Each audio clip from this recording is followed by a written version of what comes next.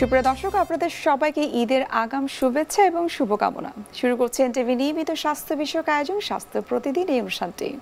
আপনাদের সাথে রয়েছে আমি পুষ্টিবিদ নুসরাত জাহান দীপা। দর্শক, সামনে যেহেতু ঈদকে সামনে রেখে কিন্তু আমাদের নানাবিধ আয়োজন এবং প্রস্তুতি থাকে।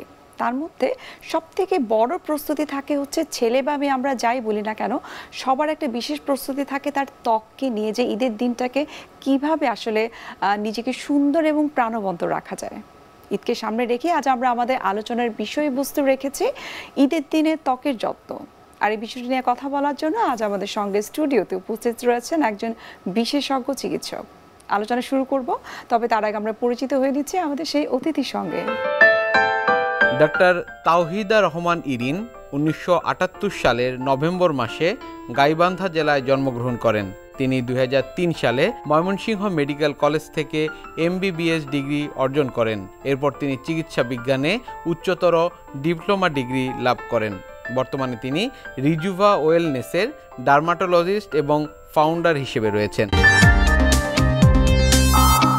আপনাকে স্বাগত আমাদের আজকের এই অনুষ্ঠানে এবং ঈদের আগাম শুভেচ্ছা। ঈদ মোবারক। ধন্যবাদ, সকলকে ঈদের আগাম শুভেচ্ছা। ঈদকে সামনে রেখে তো আমাদের বিভিন্ন ধরনের প্রস্তুতি থাকে। তো স্কিন কেয়ার প্রস্তুতি কি ধরনের হয়ে থাকে? ঈদ আসছে প্রচণ্ড উষ্ণ আবহাওয়ায়, আর এই যে প্রচণ্ড হট এবং হিউমিড ওয়েদার, এখানে আমাদের নিজেকে প্রেজেন্টেবলভাবে প্রেজেন্ট করা সেটি কিন্তু ভীষণ চ্যালেঞ্জিং। তাই আমাদেরকে ফোকাস করতে হবে আমাদেরকে একটা long lasting solution, breathable solution, যেটিকে আমাদের দিনভর ফ্রেশ, কমফোর্টেবল এবং সোয়েট প্রুফ রাখবে। সেই প্রস্তুতিটা আসলে কি কি? প্রস্তুতিটা শুরু করব ঈদের আগের দিন রাত থেকে। আচ্ছা, কারণ আগের রাতেই আমাদের নাইট টাইম স্কিন কেয়ার রুটিনটা যদি পারফেক্ট হয়, পরদিনই আমরা কিন্তু একটা ব্রাইট, সফট এবং আমাদের যেরকম ডিজায়ার্ড স্কিন এক্সপেক্ট করছি সেটি নিয়ে আমরা দিনটাকে শুরু করতে পারবো। আর ঈদের সকালটাই তো শুরু হয় অনেক সকালে। এখন নাইট টাইম স্কিন কেয়ারে আমি যে ব্যাপারগুলো একটু বলবো দর্শককে, প্রথমে হচ্ছে ডাবল ক্লিনসিং। আচ্ছা, ডাবল ক্লিনসিংয়ের ফার্স্ট স্টেপ হচ্ছে আমাদের ত্বকের ধরন অনুযায়ী মাইসেলার ওয়াটার বা কোনো ক্লিনজিং মিল্ক অথবা অয়েল দিয়ে স্কিনটাকে ক্লিন করা। এতে আমাদের সারাদিনের যে ডার্ট, ইম্পিউরিটিস আছে এগুলো রিমুভ হবে। এটি কিন্তু ছেলে মেয়ে উভয়ের ক্ষেত্রে, শুধু মেকআপ করলেই যে ডাবল ক্লিনসিং করতে হবে অন্য সময় না, বিষয়টি তা না। এরপরে ডাবল ক্লিনসিংয়ের স্টেপ হচ্ছে একটি ডিপ ক্লিনজার দিয়ে আমাদের ফেসকে ক্লিন করা, যেটা আমাদের পোরটাকে ক্লিন করে এবং অবশিষ্ট যে ডার্ট, ইম্পিউরিটিস আছে সেগুলোকেও রিমুভ করে এবং সেই সাথে ডেড সেলকে। ডাবল ক্লিনসিং তো হলো, এরপরে আসে এক্সফোলিয়েশন। যারা আগে থেকেই কোনো কেমিক্যাল এক্সফোলিয়েটর ইউজ করে তারা ইউজ করতে পারে, যেমন 2% BHA বা 5% ল্যাকটিক অ্যাসিড যুক্ত কোনো এক্সফোলিয়েটর। এই সময় কোনো হার্ড এক্সফোলিয়েশন ইউজ করা যাবে না। আমরা অনেক সময় হার্ড স্ক্রাব ইউজ করি, হার্শ স্ক্রাব ইউজ করি, সেগুলো না করে মাইক্রোবিট যুক্ত কোনো আমরা জেল স্ক্রাব ইউজ করতে পারি, যদি কেমিক্যাল এক্সফোলিয়েটর আমাদের জন্য সুবিধাজনক না হয়। এরপরে আসছি স্লিপিং মাস্ক। যারা মনে করেন যে কোনো ধরনের মাস্ক ইউজ করেনি এতদিন বা কোনো এক্সফোলিয়েশন চাচ্ছেন না, তারা একেবারেই স্লিপিং মাস্ক ইউজ করে ঘুমিয়ে যেতে পারেন। আর এ ধরনের স্লিপিং মাস্কের যে অ্যাক্টিভ ইনগ্রেডিয়েন্টগুলো সেগুলো হচ্ছে ট্রানএক্সামিক অ্যাসিড, আলফা-বিউটিন, নিয়াসিনামাইড, যেটি আমাদের স্কিনকে রিপেয়ার, রিজেনারেশন এবং স্কিনের গ্লো এনহ্যান্স করতে হেল্প করবে।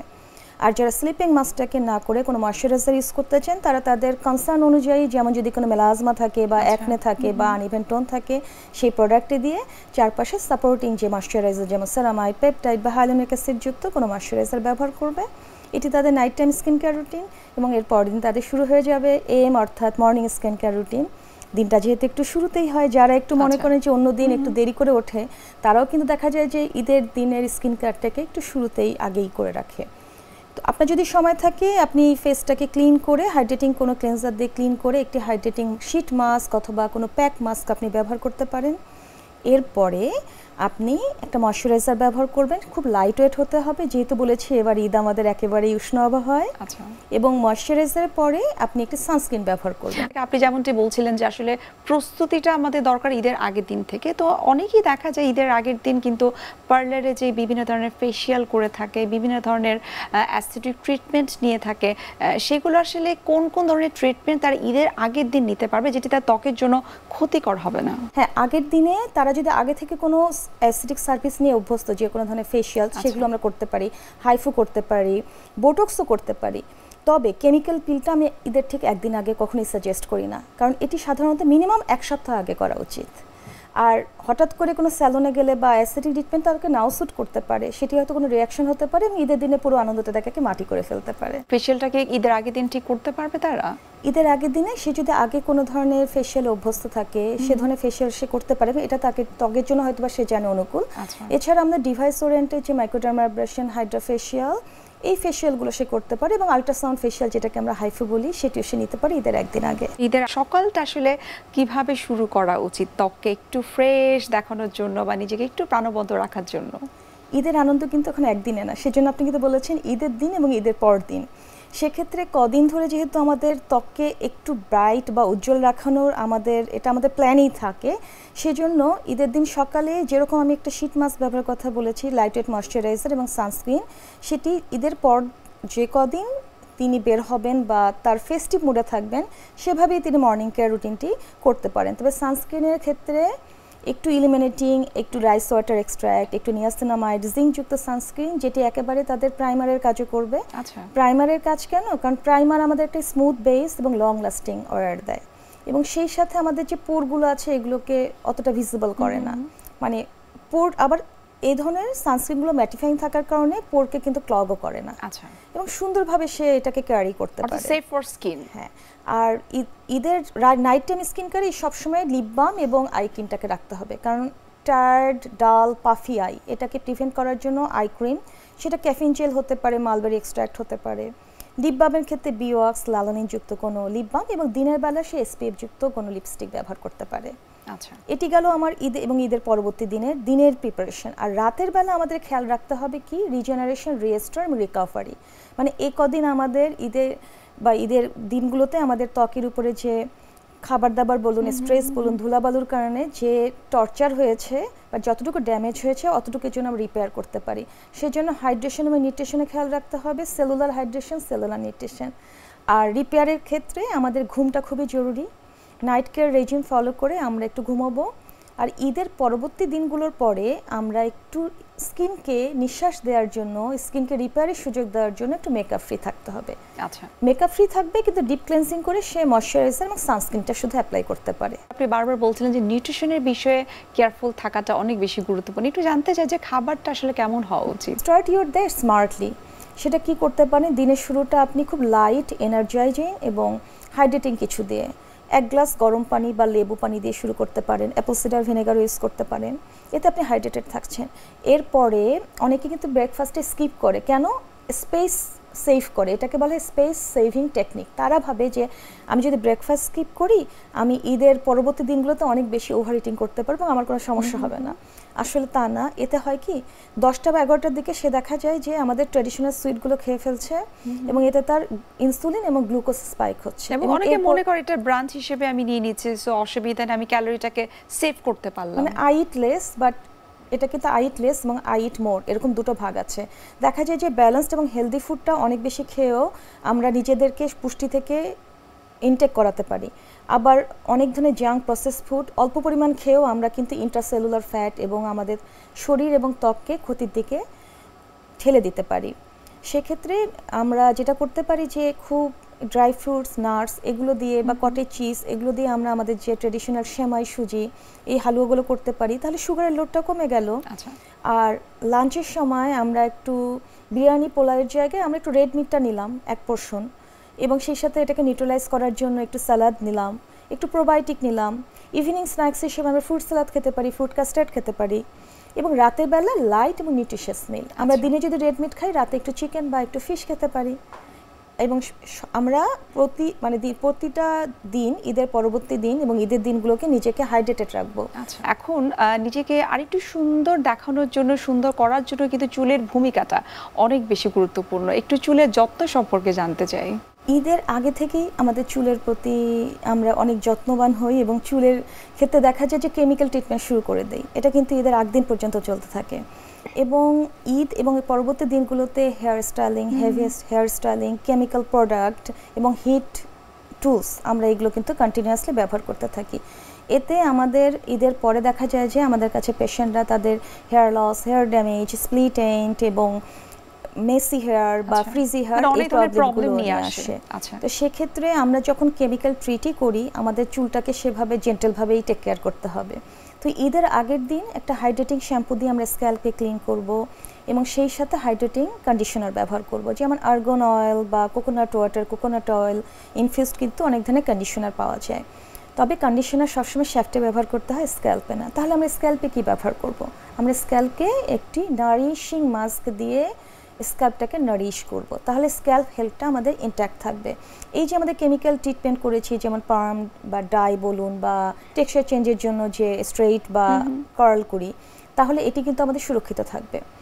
এরপরে আমরা চুলটাকে খুব টাওয়েল, মাইক্রোফাইবারযুক্ত টাওয়েল দিয়ে টাওয়েল ড্রাই করে সেরাম ব্যবহার করব একেবারেই চুলের টিপ পর্যন্ত।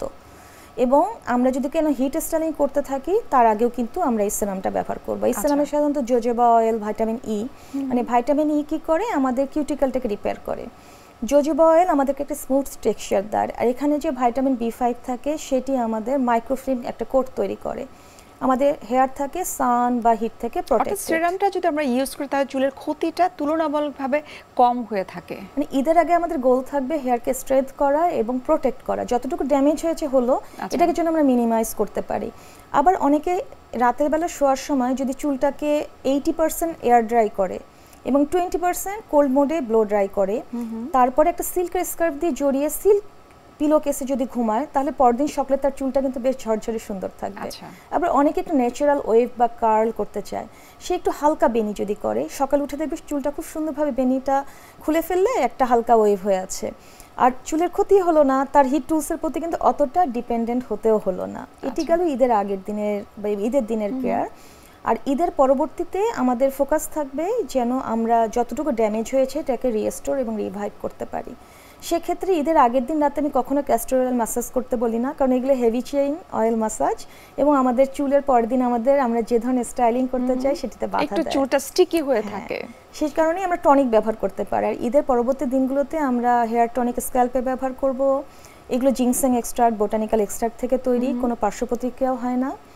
এবং আমরা এই সময় একটু অয়েল ম্যাসাজ করতে পারি, তারপর শ্যাম্পু করতে পারি এবং আবার হেয়ার মাস্ক অ্যাপ্লাই করতে পারি। এটি হচ্ছে আমাদের সিম্পল হেয়ার কেয়ার। হেয়ার মাস্কটা আসলে কি কি ধরনের হতে পারে, কি ধরনের, এটা কি হোমমেড নাকি কোন আসলে রেডি কোন প্রোডাক্ট হতে পারে? এটি আপনি যদি হোমমেড হয় সেক্ষেত্রে আমরা কোকোনাট মিল্কটাকে ডিরেক্ট অ্যাপ্লাই করতে পারি। আবার অনেক সময় আমরা ইয়োগার্টের সাথে বানানা, এগ ইয়োক এবং একটু ফিউ ড্রপস এসেনশিয়াল বা আমাদের কোনো ক্যারিয়ার অয়েল অ্যাড করতে পারি।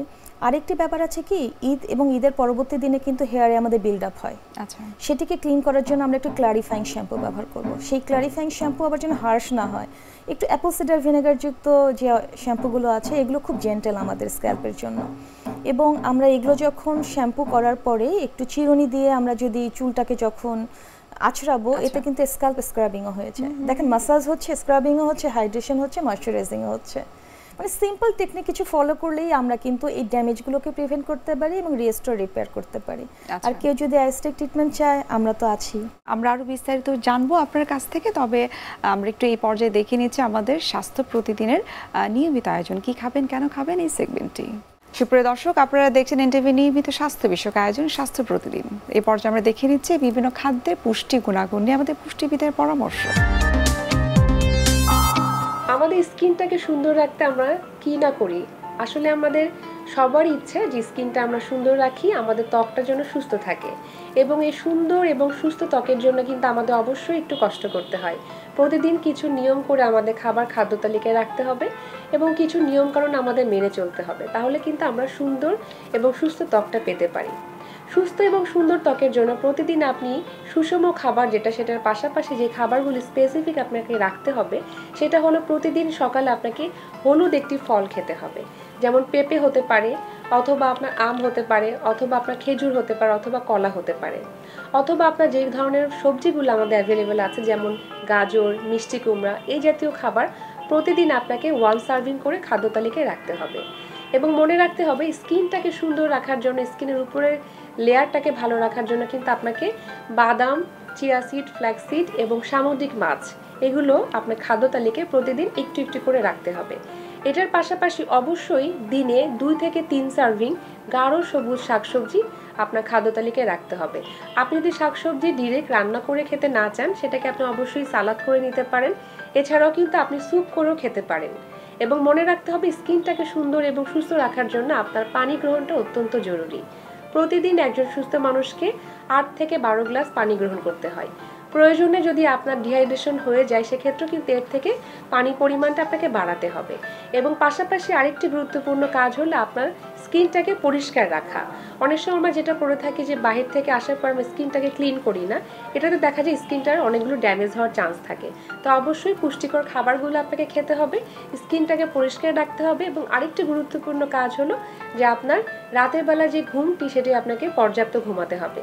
প্রতিদিন একটি মানুষের অবশ্যই ঘুমের প্রয়োজন রয়েছে, তবে এখানে একটু ভুল করে থাকি। এখনকার সময় কিন্তু আমরা অনেকেই দেখা যাচ্ছে রাত জেগে থাকি এবং আমরা ভোরের দিকে যে ঘুমাচ্ছি, এবং সেই ঘুমটা কিন্তু সকালের দিকে আমরা কমপ্লিট করে ফেলি।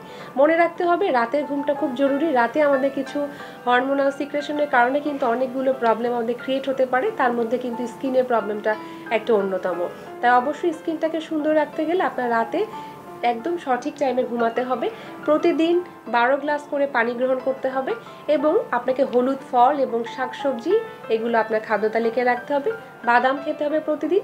তবে কিছু কিছু খাবার আরও বেশি ভালো, যেমন আপনি টক দইটা রাখতে পারেন। টক দইয়ের পাশাপাশি আপনার সিজনাল যে ফলগুলো পাবেন, যখন আপনার যেই সিজনে যে ফলটা পাওয়া যাচ্ছে, সেটি কিন্তু আপনি খাদ্য তালিকায় প্রতিদিন মিনিমাম 1 সার্ভিং করে আপনাকে রাখতে হবে। তাহলে দেখা যাবে আমাদের স্কিনটা সুন্দর এবং সুস্থ রাখতে পারছি। ঈদ পরবর্তী সময়টাতে আমরা যতটুকু দেখে থাকি যে অনেক ধরনের প্রবলেম নিয়ে কিন্তু আপনাদের কাছে পেশেন্টরা আসে। সো কী ধরনের প্রবলেম নিয়ে বেসিক্যালি তারা আসে বা কী ধরনের প্রবলেম হতে পারে? ঈদ এবং ঈদের পরবর্তী দিনগুলোতে আমরা একটু মেকআপ করে থাকি মেয়েরা। সেক্ষেত্রে মেকআপ রিলেটেড যে প্রবলেমগুলো হয়, যে মেকআপ করে এবং ক্লিন করে না ক্লিন করে তারা ঘুমিয়ে যায়, এরপর দিনই দেখা যায় যে ব্রন ক্লক পোর। আবার নতুন কোনো প্রোডাক্ট, মানে শুধু এটা মেকআপের ক্ষেত্রে না, ছেলে মেয়ে উভয়ই দেখা যায় যে ঈদের সময় কিন্তু এখন পোশাকের সাথে সাথে অনেক ধরনের স্কিন কেয়ার প্রোডাক্টও তারা পারচেস করে এবং অনেক সময় ফ্রেন্ডেরটাও শেয়ার করে, বা কোথাও গেছে তারা রিলেটিভস একজন ইউজ করছে তারটাও শেয়ার করে। এতে তাদের স্কিনে হঠাৎ করে কন্টাক্ট ডার্মাটাইটিস দেখা দিতে পারে, অ্যালার্জিক রিয়াকশন দেখা দিতে পারে, কেমিক্যাল বার্নও অনেক সময় হতে পারে। এছাড়া ওজন বৃদ্ধির একটা তো থাকেই, এবং অ্যালার্জিক ফুড, যেহেতু ঈদের নন ফাস্টিং পিরিয়ডের কোনো বার নেই, মানে যখন তখন যা ইচ্ছা খেতে পারে। এবং আমাদের দেশে ফেস্টিভ্যালে আমরা কি একটু রিচ ফুড পছন্দ করি, তো সেক্ষেত্রে কোনো ফুডে তার অ্যালার্জি আছে, এ ধরনের ফুড অ্যালার্জির সমস্যা নিয়ে আসে। এবং যাদের ড্রাই স্কিন, তারা মানে মেকআপ ইউজ করে দেখা যায় যে স্কিন পিলিং, ড্রাইনেস, এই সকল সমস্যা আরও বেড়ে যায় এবং আরও বেড়ে যায়। এ ধরনের প্রবলেম নিয়েই আমাদের কাছে সাধারণত, এবং এটা আসবেই, এবং আমরা প্রিপেয়ার থাকি যে ঈদের ছুটির পরে আমরা যখন আসবো, আমরা যখন রিজিউম করব, পেশেন্টরা তাদের এ ধরনের সমস্যাগুলো, সেই সাথে এদের এই যে এতগুলো সমস্যা বললাম, প্রত্যেকে তাদের হেয়ারের কোনো না কোনো সমস্যা নিয়ে আসে এর সাথে। অসংখ্য ধন্যবাদ এবং শুভকামনা রইল এনটিভির পক্ষ থেকে। Wishing you and your loved ones a blessing. সুপ্রিয় দর্শক, এতক্ষণ আপনারা দেখছিলেন এনটিভি নিয়মিত স্বাস্থ্য বিষয়ক আয়োজন স্বাস্থ্য প্রতিদিন এই অনুষ্ঠানটি। এ পর্যায়ে আমরা দেখে নিচ্ছি আমাদের আগামী পর্বে কি থাকছে। কোলন ক্যান্সারের কারণ হচ্ছে যে আমাদের খাদ্যাভ্যাস। এটার একটা 1 নম্বর হচ্ছে খাদ্যাভ্যাস। খাদ্যাভ্যাসের মধ্যে হচ্ছে যে আমাদের শাকসবজি আঁশযুক্ত খাবার কম খাওয়া, ফলমূল কম খাওয়া, বেশি খাবার হচ্ছে রেড মিট বেশি খাওয়া, লাল মাংস বেশি খাওয়া, অতিরিক্ত মশলা, অতিরিক্ত তৈলাক্ত খাবার, ফাস্টফুড এগুলো বেশি খাওয়া। এই বেশি খাওয়ার কারণে আমাদের এই কোলন ক্যান্সারের, আর কোলন ক্যান্সার আরেকটা বিষয় হচ্ছে অ্যালকোহল, স্মোক এবং ওবেসিটি। বিশ্বের যে কোনো প্রান্ত থেকে যে কোনো সময় এনটিভি জনপ্রিয় অনুষ্ঠান স্বাস্থ্য প্রতিদিন দেখতে আপনারা ভিজিট করতে পারেন আমাদের পূর্ণাঙ্গ পোর্টাল www.ntvbd.com এ। এছাড়াও এনটিভির বিভিন্ন ধরনের জনপ্রিয় অনুষ্ঠান এবং নিউজ আপডেট পেতে আপনারা ভিজিট করতে পারেন আমাদের ইউটিউব চ্যানেল এবং ভেরিফাইড ফেসবুক পেজে। সুপ্রিয় দর্শক, আজ এখানেই শেষ করতে হচ্ছে। দেখা হবে আবারও আপনাদের সঙ্গে। সে পর্যন্ত আপনারা সবাই ভালো থাকুন, সুস্থ থাকুন এবং সবসময় এনটিভির সঙ্গেই থাকুন।